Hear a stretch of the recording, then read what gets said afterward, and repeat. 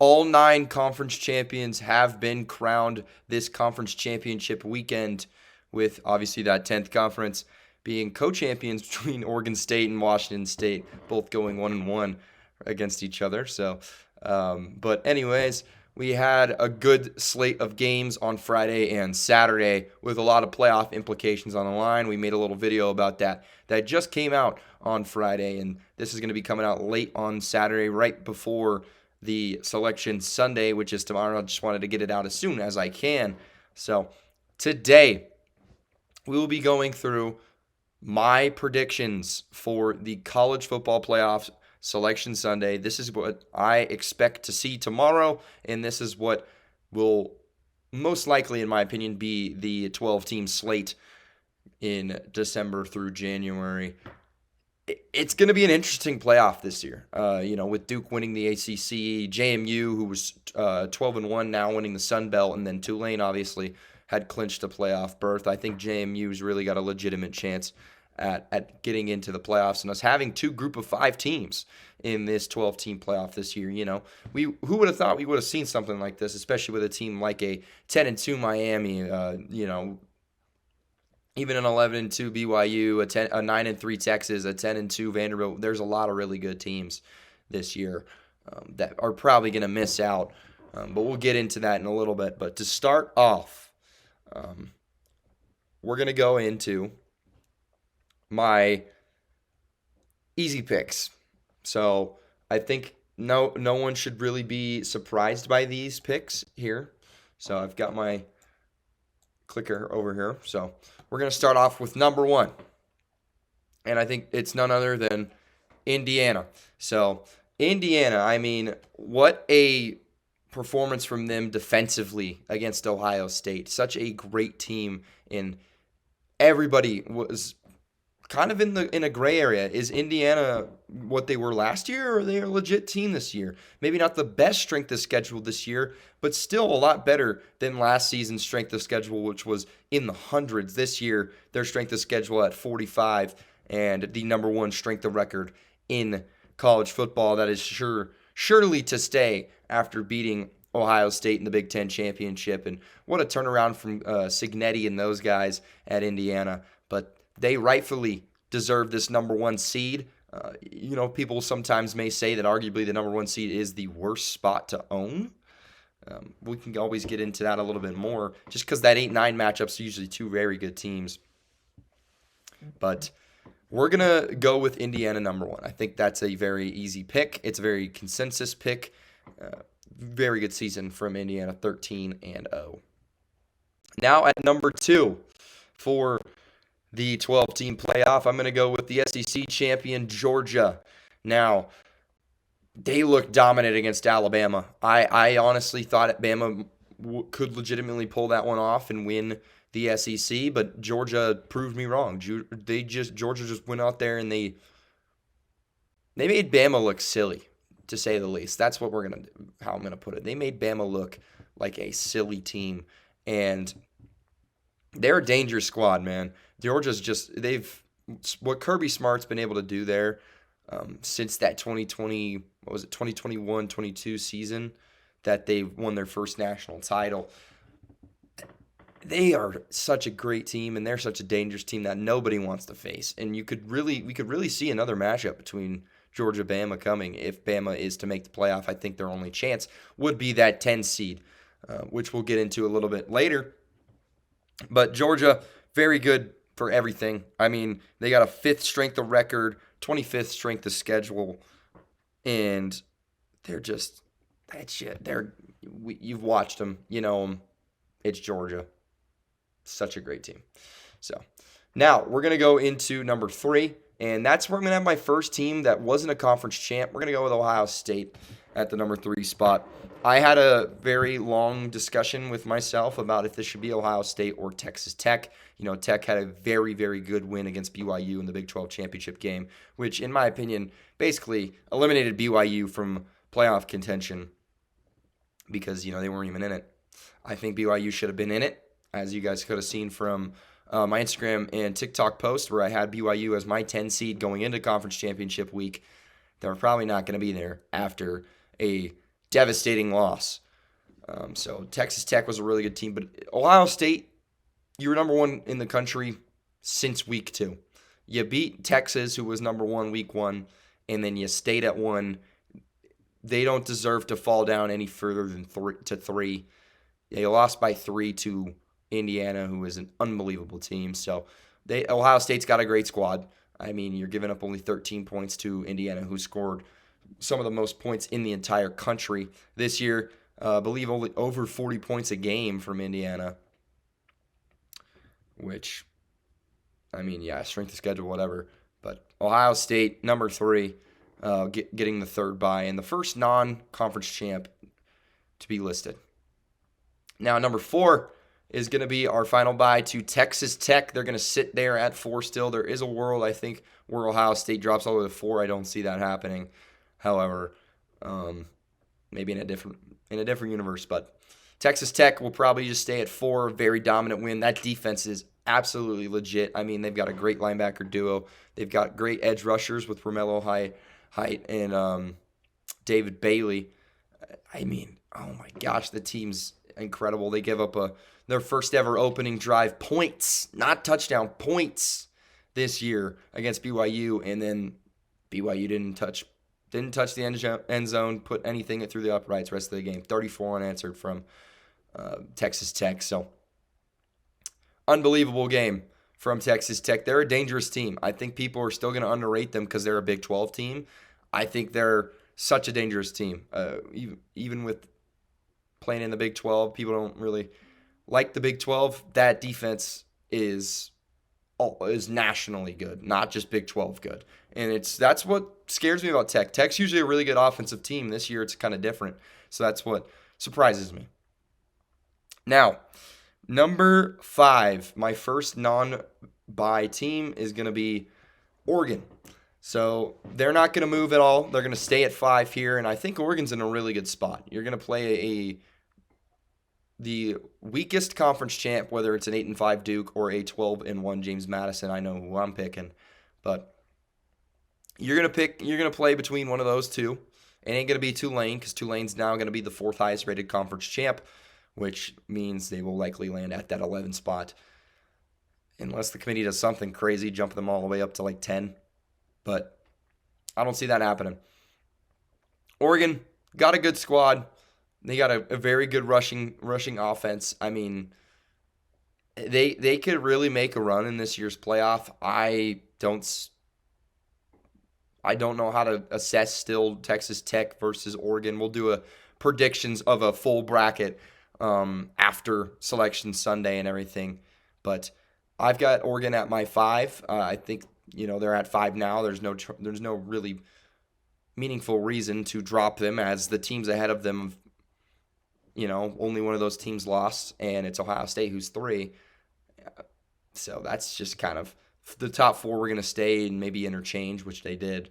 And then I think the rest of these guys are just going to kind of stay where they were. So number 6, however, we'll go on to it. It's going to be Ole Miss. Ole Miss was ranked 6th in the last week's rankings, and they're not going to move. They've got a good team. I love Trinidad Chambliss. I'm excited to see what they could do. They'll probably play Tulane, which they beat the crap out of. 45-10. So I'm hoping it could be a better game, because there is playoff national championship on the line, or the road to it at least. But Ole Miss, a good squad as well. 7th in strength of record. They had the 40th strength of schedule. I think the departure of Lane Kiffin really shouldn't matter. Yeah, 45-12 to Tulane. It really shouldn't matter too much. I hope that it doesn't matter too much. I love Kawan Lacey, the running back there. 20 rushing touchdowns, is ridiculous. So they're going to be an interesting team to watch in the playoff. I'd love to see Ole Miss, Ohio State. I really am interested to see how that will tune out.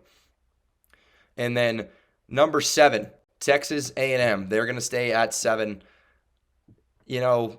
Still not a loss to be very, very proud of against Texas. No loss you should be proud of. But still, they kind of worry me after that loss to Texas. I think they're going to be playing a very, very good team that could very well be a top 7 team in the country. or a team that can be anybody here really at that 10 spot, whether it's Alabama, Notre Dame, Miami, BYU, Texas, Vanderbilt. It's probably going to be one of those first three I just named, but those three teams are all going to be really good teams. A&M obviously beat Notre Dame earlier this year, but it was off of a missed PAT, so that game could go either way. And I think Notre Dame's a much better team than they were at the beginning of the season. But that's going to be my 7, is going to be Texas A&M. Now at number 8, my last guarantee to you guys, well, second to last technically, is going to be Oklahoma. Oklahoma's not going to move. They're going to stay at 8. There's not a lot of movers in that kind of 4 to 8 range. Don't expect really any of those teams to move. Tech maybe goes up to 3 and Ohio State down to 4, but there really wasn't going to be much changes from the 1 through 8 based off of what happened in Conference Championship week. Obviously, if Bama would have beat Georgia, I think Georgia would have fallen out of their first round buys, and then Bama would have jumped a little bit, maybe even throw Oregon into the first round buy section, give Oregon the 4. I think that's something that could have happened. If Georgia would have lost, I would have put Georgia at 5, Oregon at 4, Texas Tech at 3, and then Ohio State would have been 2, which is quite funny to think about how Ohio State you lose. You still got the second best seed. But Oklahoma has got a good squad. I think they're going to have arguably the hardest matchup. And then you've got, regardless of who wins that game between them and the 9 seed, you got a really, really tough matchup against Indiana the next matchup. So, but Oklahoma will stay at 8. And then I'll move into my 4th conference champ and my 11 seed. That'll be Tulane. Tulane's going to be your 4th best conference champ. They are the 20th ranked team currently. They'll probably go up a little bit, of course. They did just beat the 24th ranked North Texas team by 13. And so that will cement them there. If Virginia would have won, Tulane would have been your 12, but I'm going to have Tulane at my 11, playing Ole Miss, hoping for a better game, as I said, 45-10 against Ole Miss in the regular season. Let's hope it'll be something different. Now, this is where we'll get into let's talk about this a little bit kind of situation. So I'm going to pull up some teams here. We're going to pull up Texas, BYU, Notre Dame, Miami, Alabama. If Alabama wants to show up. There we go. So this is a little bit of a question. These are my 5 teams that I think truly have the biggest chances of getting that 9 and 10. Because we know we're going to talk about who gets the 12, Duke or the Dukes. We're going to talk about that.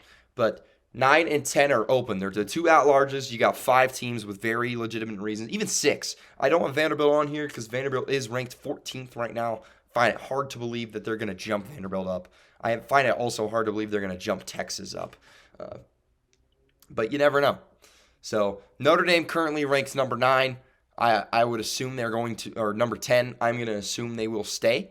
But, there's the whole argument about Miami and Notre Dame. Here's my thing, though, now. With Bama losing, you can't compare Notre Dame and Miami too much anymore because they're not next to each other. And so if Bama wins that game, I think it's a lot easier to kind of compare Notre Dame and Miami because they'd be 10 and 11 because BYU's losing. They're down to 12. I think BYU actually falls down to 13, Texas to 12. Or maybe not. I don't know. 12-13 for BYU. And then Notre Dame, Miami, Alabama. Those are my 3 teams that are going to determine who gets these last 2. So let's get rid of Texas. Let's get rid of BYU. What differentiates these teams from each other? Well, to say the least, Alabama's had the hardest schedule. Alabama, 11th strength of schedule. Some very good wins this year. They did beat Georgia. Bad loss to Florida State. They lost also to Oklahoma, a very, very good team. And then obviously Georgia just today. But good wins from Bama. They beat good teams. They've beat Vanderbilt. They beat Georgia, as I mentioned. So I think they can go out and beat any team. They had a rough day today, but that's just how SEC ball is. I mean, Georgia's just such a good team. But, You look at other teams. Notre Dame not playing in a conference championship. 2 losses to A&M and Miami, which are both going to be top 12 teams, top 12 ranked teams. And then Miami losses to Louisville and SMU. But it's hard to decide for me, because Miami does have the worst strength of schedule, the worst strength of record than Notre Dame, but they have the head-to-head over Notre Dame, which is a very, very legitimate reason why Miami should be ahead of them. And I personally thought that Miami should be ahead of them. But Notre Dame, the committee really likes the eye test, and Notre Dame passes the eye test. And so that's why I'm going to tell you guys right now. Right now, I'm going to tell you my 9 is going to be Notre Dame. My 9 is going to be Notre Dame, and the reasoning behind that is what I see the committee doing is putting who they think the 9th best team in college football right now is, and that's Notre Dame. That's what they see. They don't care that they've shown they don't care about the Miami loss. They've shown that they value these quality losses against top 12 teams over Miami's 2 unranked losses and over Alabama's loss to Florida State and Oklahoma. They value Notre Dame even though the schedule might not be there. So I think you got to give Notre Dame that 9 spot. And then that leaves number 10 to Bama or Miami. And we'll get to that after we do 12, which Duke or the Dukes? A 12-1 Sun Belt team or an 8-5 Duke team? Duke, I think they're better than that 8-5 record. I don't think they're good enough to pass up a 12-1 JMU team. I think that we're going to get 2 group of 5 teams in this playoff, and as exciting as that sounds, it's going to be scary and it's going to be dangerous on paper because you got JMU going to Autzen Stadium in Eugene, and then you got Tulane going to Oxford, Mississippi. So those 2 games could be fun or they could be absolute nightmares. Now at number 10, my final spot to determine who gets that last spot, Alabama, Miami. Just ranking them, the wins, right? Miami has their best win is against Notre Dame. Alabama's best win is against Georgia. The hardest part to talk about right now is Bama's loss today. They had a bad loss to Georgia. Miami didn't play today, however. And it's like, do you punish a 10-2 team for playing in a conference championship where if they won, they would probably be the 6 right now? I'd put them at 6. And who knows, maybe they even jump all the way to 5 and pass Georgia. Do you punish a team for playing in a conference championship when Miami wasn't even playing in one, which the tiebreakers and whatnot was kind of weird? Do you think Miami would be in theirs? They weren't. And do you justify dropping Alabama from your 10 spot back to 11 and then putting Miami from 12 to 10 after the BYU and Bama losses? I personally think Miami deserves this 10 spot. I think Miami deserves a chance in this playoff. I don't think the committee will do that. So my 10 is going to be Alabama. This is my prediction. That Alabama, despite the SEC championship loss, will get that 10 seed. I don't think it's fair for Miami, but I don't think it's fair for Bama to take them out. So I'm going to keep them here. And I think they're a fantastic team. Bama and Notre Dame swap. So not to keep them at 10. But I'm going to keep them in the playoff. I think it's not fair to a Bama team, but it's also not fair to Miami. This is why a 16-team playoff, in my opinion, would be perfect because you also got 3 teams that are very well qualified for this in my BYU, Texas, and Vanderbilt. You throw those 3 and Miami in there, that's a perfect 16-team playoff. But Bama, at the end of the day, they're going to get in my opinion. They've got a better resume. Despite having 1 extra loss, they played 1 extra game. And so it's tough luck for Miami because they should be in over Notre Dame realistically, but I don't see it happening with the committee. But this is going to be what I expect to see tomorrow morning on Selection Sunday. So to recap it, as you see on the screen, 1-seeded Indiana, 2-seeded Georgia, 3-seeded Ohio State, 4-seeded Texas Tech. And then your first round matchups is going to be 5-seeded Oregon against 12-seeded JMU, 6-seeded Ole Miss versus 11-seeded Tulane, 7-seeded Texas A&M versus 10-seeded Alabama, and 8-seeded Oklahoma versus 9-seeded Notre Dame. Let me know what you guys think about this. Do you think that this is going to be the playoff selection? We're probably, if you're not going to see this before the Selection Sunday, what do you think of Selection Sunday? What did you think of these rankings? Do you think Miami was robbed? Do you think there should be some changes? What was your opinion on how the playoff landscape should have looked for the official rankings? So what we'll see for this tournament. And who do you have winning the national championship? We'll get into that for me soon after Selection Sunday, but it's going to be an exciting one, folks. This is a great season ahead of us as it's coming down to a close. It's been a great season so far, and that'll do it for this video. So just wanted to get it out for you guys, let you know what I think is going to happen, and make sure you leave a like if you keep coming to my videos. It's your first video here and you enjoyed. Hit the subscribe button. It's free. It helps me out a ton. The path to 1,000, it's a long road, but we're going to get there, and it takes your guys' support, and I really appreciate it. So hope you guys enjoyed. I'll see you in the next one. Peace out.